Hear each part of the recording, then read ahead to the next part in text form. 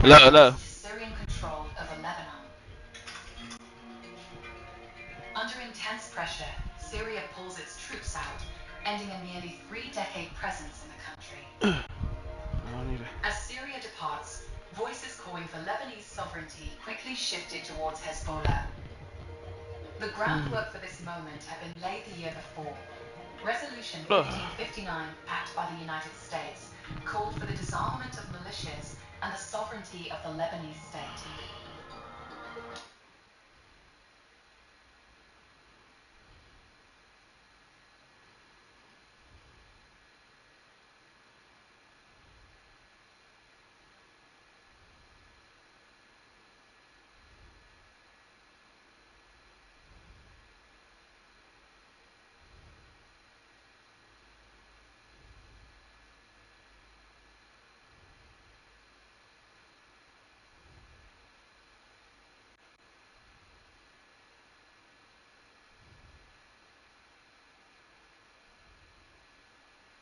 Major funding for Frontline is provided by the Corporation for Public Broadcasting. Additional funding is provided by this station and other public television stations nationwide. Lebanon. We decided to show our military might by sending in the Marines.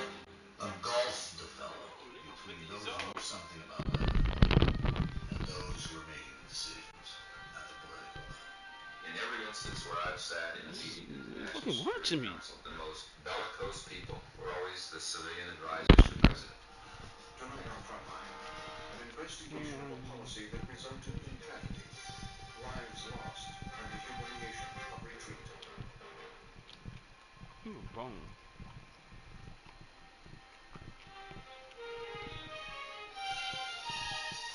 the network of public television stations, a presentation of KCTS Seattle, WNET New York, WPBT Miami, WTVS Detroit, and WGBH Boston. This is Frontline with Judy Woodruff. Good evening. It was exactly 1 year ago today that the last U.S. forces left Beirut, Lebanon. In a way, it seems much longer than just a year, and Lebanon seems a place we are trying hard to forget. But currently there is a major debate at the highest levels of our government. It is about the proper use of American military power. It is also about our experience in Lebanon. Secretary of Defense Caspar Weinberger, who opposed aspects of our military mission there, argues for extreme caution in committing combat troops abroad. Once committed, he says, commit to win.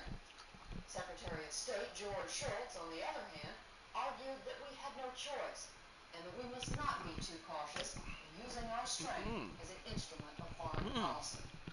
Tonight, what are the lessons of Lebanon? Frontline correspondent William Grider looks back at our experience there and at the decisions that shaped it. William Grider is formerly an editor at the Washington Post and now national editor for Rolling Stone magazine. His report is produced by Nancy Sloss and Sherry Jones. It is called Retreat from Beirut. Dumb. You dumb. Now I know you dumb.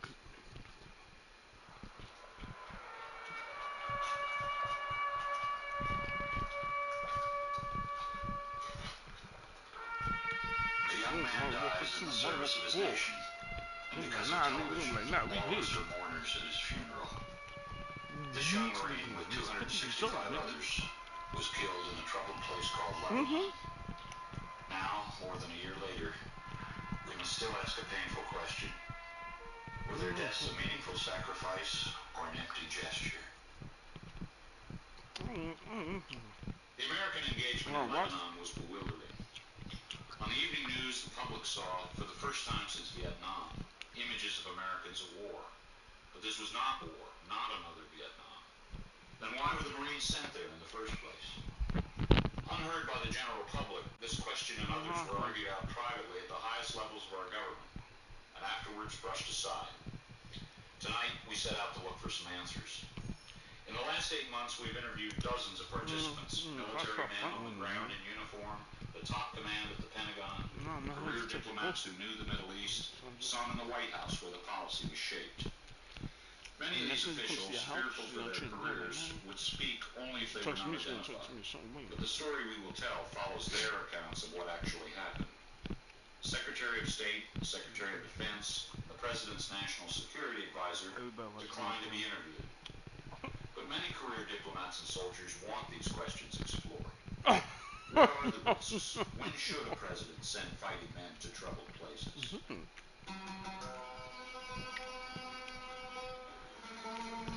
It is places like this where trouble often starts. Countries where the present is defined by eternal realities and ancient enmities. Lebanon. It is a country no bigger than Connecticut, squeezed by two powerful neighbors, Israel and Syria. A country whose capital city of Beirut is a modern contradiction, widely loved for its charm and sophistication, but hiding a dangerously primitive social reality. The capital of a country that is not quite a genuine nation. Its boundaries encompass 20 religious groups, a Muslim majority fractured into sects, Sunni and Shiite and Druze, a Christian minority with constitutional power and little real authority, a feudal state, each faction, Christian and Muslim, with its own militia, loyal to its own neighborhoods. They are accustomed to bloodshed among themselves, blood feuds passed down for generations. They are also accustomed to foreign forces occupying their land. Syria controls the eastern third of the country. Thousands of Palestinians have laid claim to villages in the south and camps in Beirut. Lebanon is the command center of Yasser Arafat's PLO. It's a country whose fragile peace is founded on instability.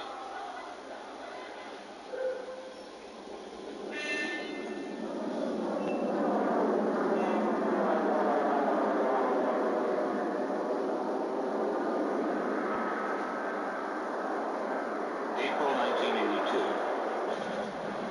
Israeli military leaders vowed to decapitate the PLO, to stop its guerrilla warfare once and for all. They begin by bombing and shelling southern Lebanon, where Palestinians live among the Lebanese.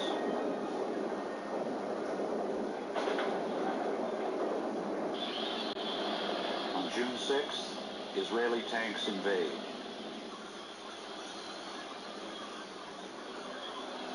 Washington is not surprised. Israel has signaled its plans to the United States in advance. But the Israeli army does not stop as had been promised. They push north, pursuing the retreating PLO. In 3 days, they reach the outskirts of Beirut.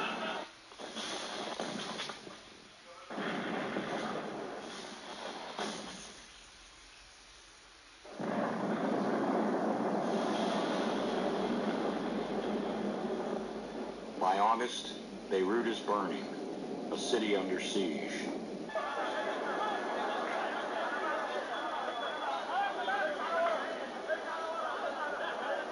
The world watches the same TV images Americans see and fears it will get even worse.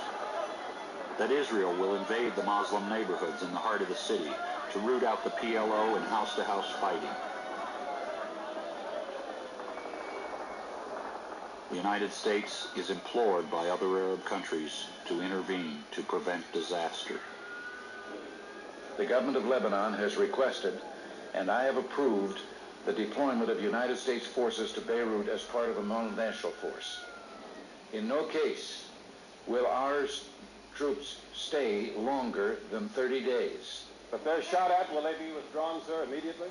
If they're shot at, will they be withdrawn immediately? Yes. Yes. Yes. Yes. August 25th, 1982. Military leaders harbor misgivings about the decision to deploy troops. What is the precise military mission? How long will they stay? Diplomats want the Marines in Lebanon for 60 days. The Pentagon is leery. They settle on a mission of 30 days, strictly limited in scope. With the French and the Italians, the Marines will ensure the peaceful evacuation of PLO combatants from the city. Then they will leave themselves.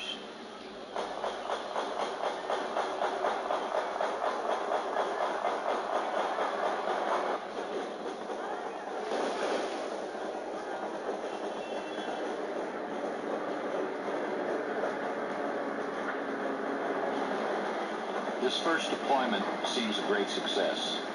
U.S. diplomats cut a deal between Israel and the PLO, and the small contingent of Marines supervises the evacuation of 15,000 fighters without a single incident of bloodshed.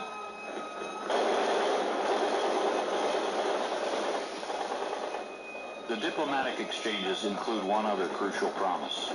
The U.S. and its allies will guarantee the safety of the families the PLO fighters leave behind, women and children and the elderly.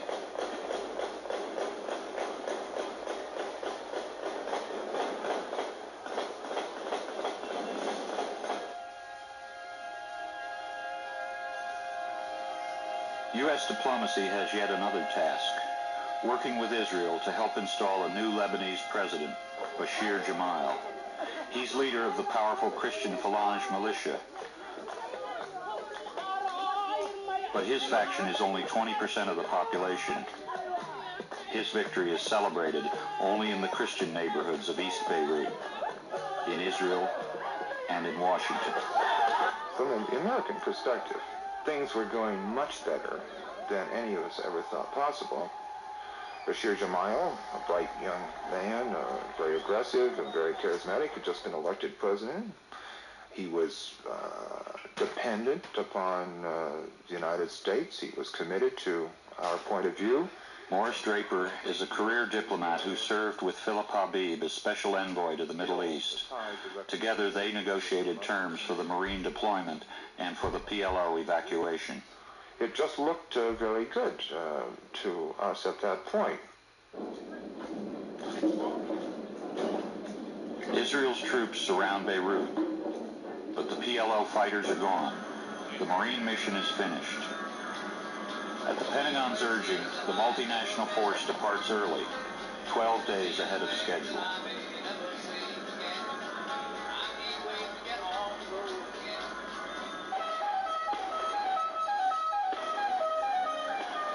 Troubled places like Lebanon have a way of disappointing expectations. 3 weeks after his election, and 2 days after the multinational force leaves Lebanon, Bashir Gemayel is assassinated by a terrorist bomb.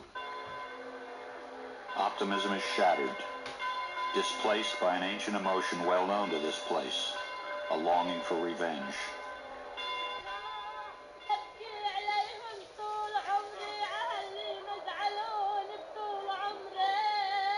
2 days later,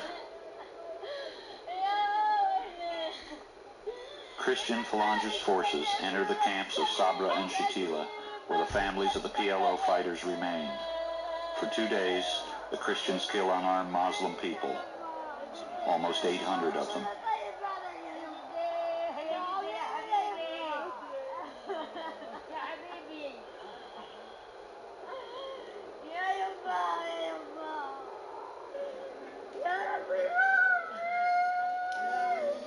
In Washington, outrage is mixed with guilt.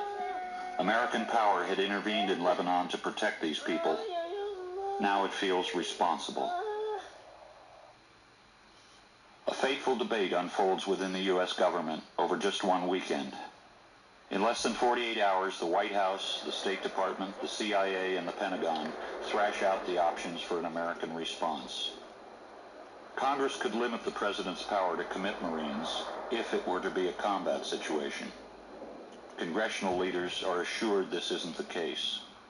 The Joint Chiefs of Staff and the Secretary of Defense express strong dissent over a military role. Their objections are overruled by the President himself. The Marines will return to Lebanon. My fellow Americans, the scenes that the whole world witnessed this past weekend were among the most heartrending in the long nightmare of Lebanon's agony. Millions of us have seen pictures of the Palestinian victims of this tragedy. There's little that words can add, but there are actions we can and must take to bring that nightmare to an end.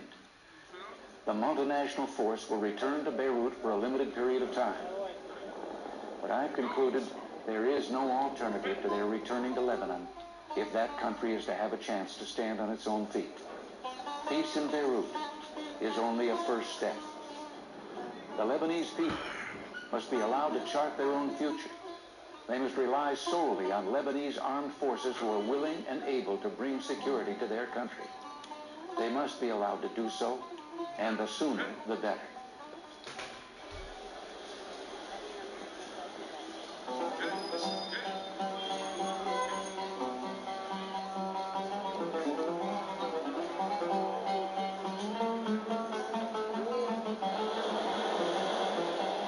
The President said the Marines will stay for a limited period, but that question is one of many left unanswered. I'm not high on what the politics are back in the government or the politics here are. I'm just your basic grunt. All I know is that I have a job, that job was to come here and do what I was told to do, and that was to help keep the peace here and help protect the people we're supposed to protect. First of all, I think it's pretty good to be able to represent the Marine Corps like this here. And while driving through town and everything like that, I guess the Lebanese people really appreciate us being here. It's a really good feeling. What's the best part about being here? The beach. Spend your vacation in Beirut.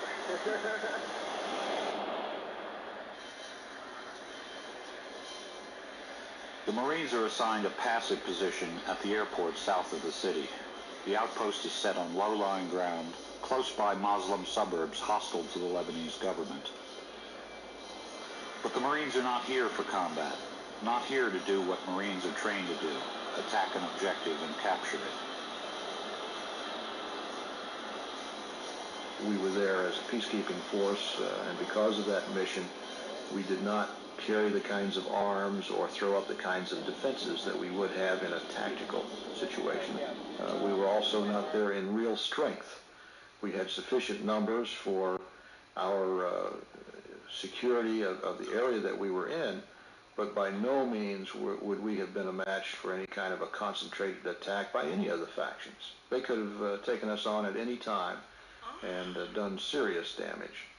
The vulnerability was part of the strategy.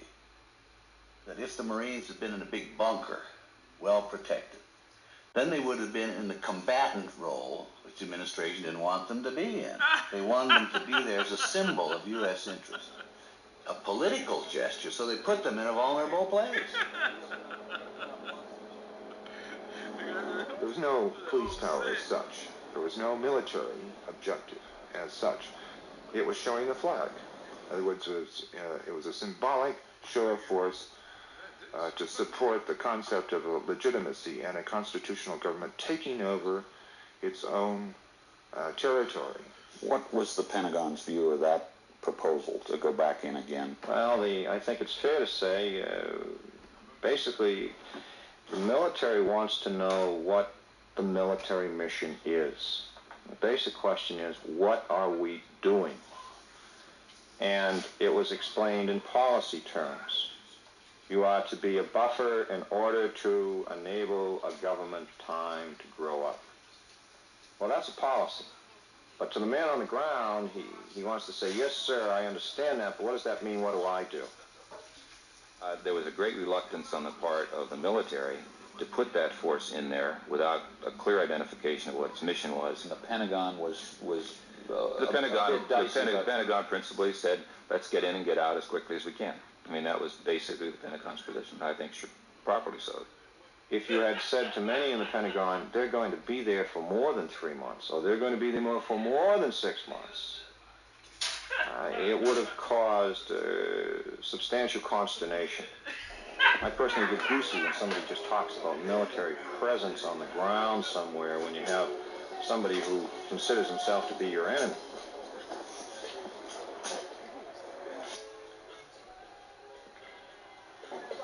They are a neutral peacekeeping force, told to fire only in self-defense.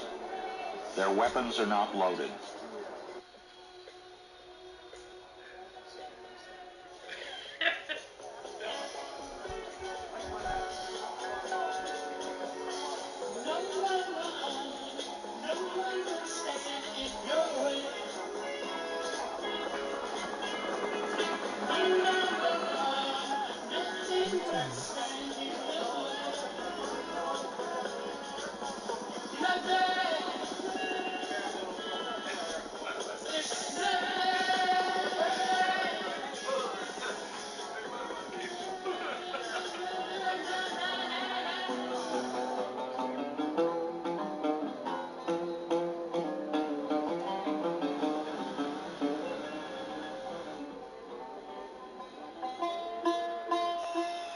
Success of this military mission, when it will end, depends solely on what American diplomats can achieve, not on anything the Marines can do themselves.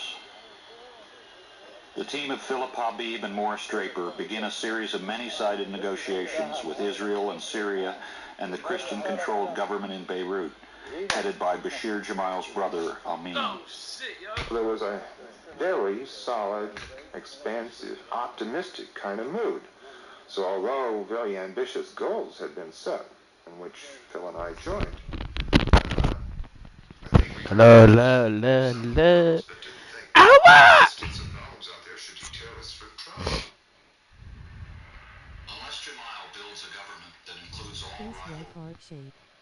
Carissa, my wife. How you doing, beautiful? Love you, man. Let's chill, man. I'll see if this game works, man. The thing been lagging lately, yo. I don't know what it is. Is the update, the internet, what or what, man? That shit's been. I hate that shit when the game lags, man. I think the other day I was watching you stream and you said something like that. You was like, "Oh, the internet is always slow," or something like that. I'm like, "Damn, yo." But it's good to hear you, man. How you doing, beautiful? Man, welcome, Carissa, Secretary Carissa. She will always be my secretary, yo. Thank you, Carissa. You're a very special person. You want some? What you looking at? You want some? Come get some.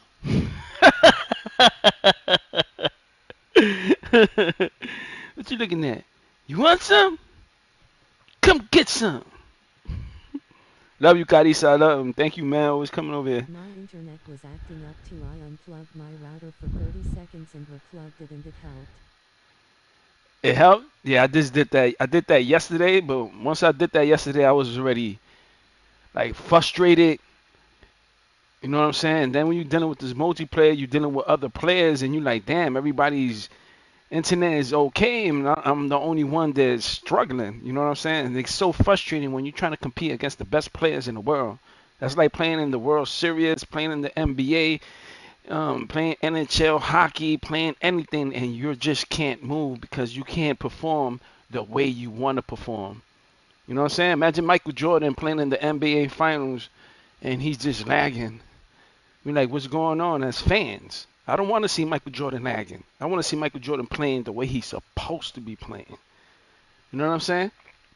You know what I'm saying? I don't want Michael Jordan running around lagging. I want to see Michael Jordan fly. You understand? Yo, Carissa, I love you, man. What are you doing, man? How's your day going? How's your day going, man? Top 6. What up, Metro? What's up? Till I die. Yo, I forgot what Tupac's song is that. He always says, West Side till I die. West Side, let's get it. Till I die, let's see what song it is. Oh man, they sent me somewhere else. The only person I know that says that is Tupac. And me. It's Tupac and me. You know what I'm saying? We the only people that say West Side till I die. I need a blunt. Carissa. Oh, Carissa doesn't. She doesn't smoke. She doesn't do drugs. She doesn't smoke. She doesn't do nothing. She is perfect. Carissa, you still there? Usually Carissa is still there, man. She's the only girl.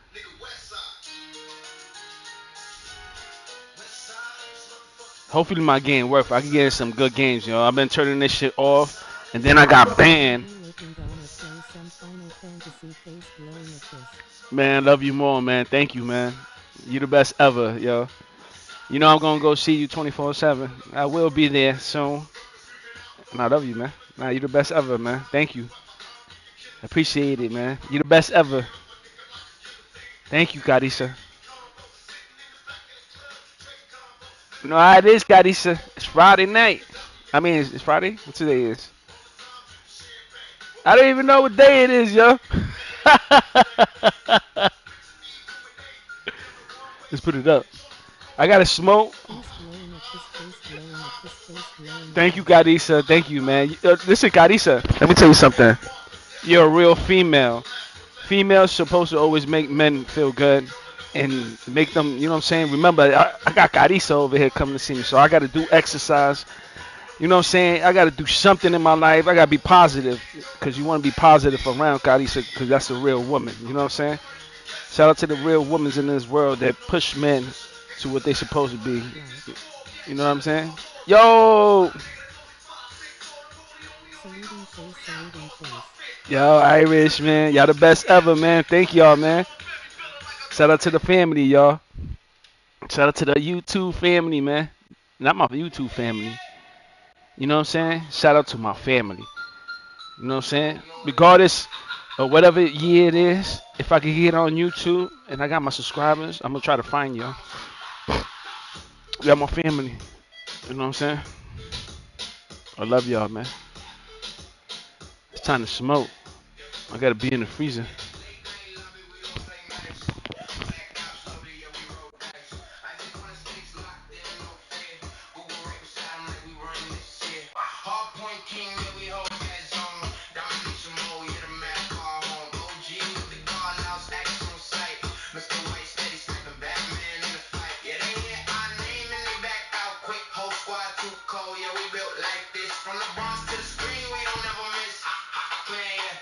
Remember this.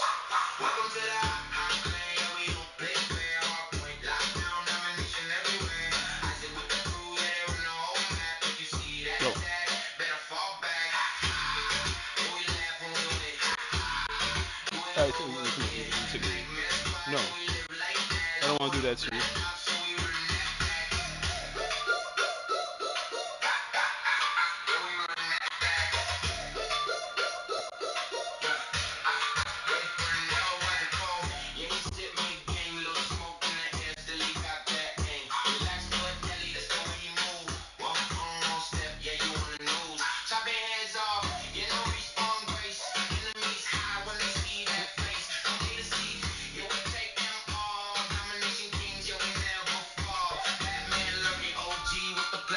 Going crazy, Mr. Wagner misplays.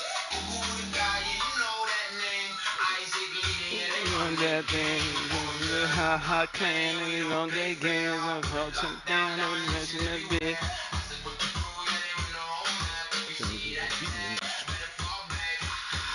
Right there, man.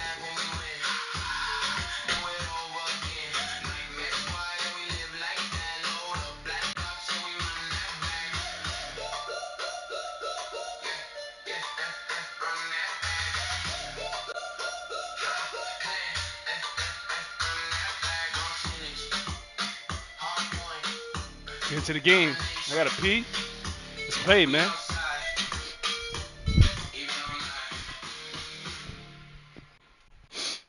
Fuck you. Woo! Whoop, whoop, whoop! It's a little bit too early. I hope the game works, man. I hope I have no problem with lagging, internet. Just let me play and scream. You know what I'm saying? Shout out to my YouTube family. Shout out to my family. You know what I'm saying? Make sure you check out Metro. Make sure you check out Irish. Make sure you check out Irish, Metro. I gotta see Metro, man. You got nosy neighbors upstairs hating on me, bro. Fucking, fucking nosy.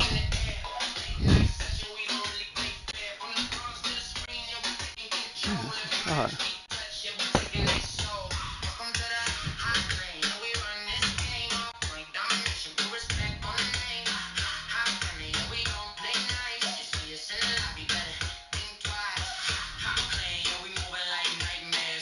That shit right here, yo.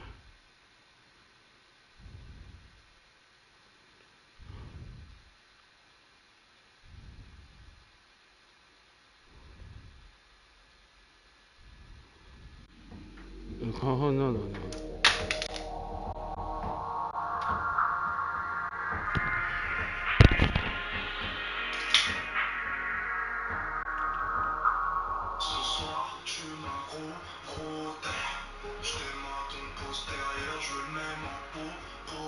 Let's go ahead, man.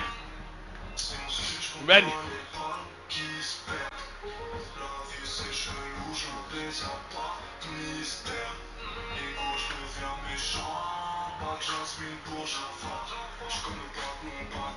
What's going on?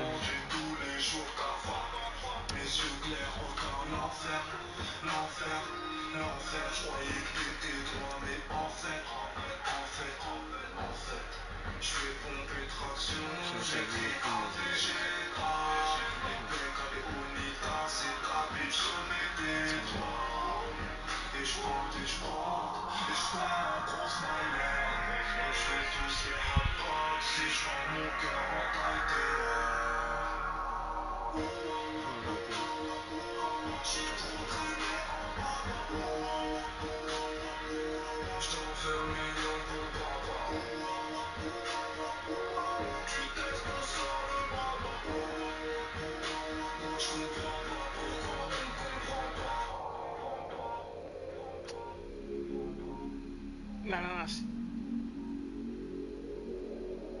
She in bubble.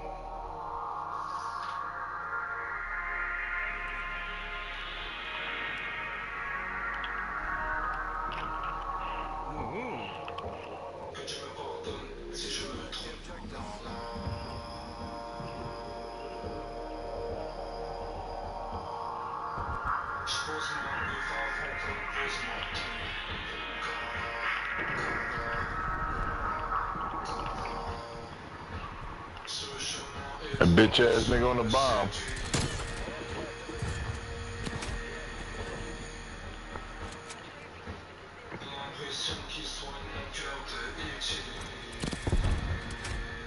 Let's go. Move forward, man. Move forward. Let's go. Let's get in there. Come on, you can't die like that back to back, man. Let's go, bro. Man, let's go, man. I'm right behind you, man.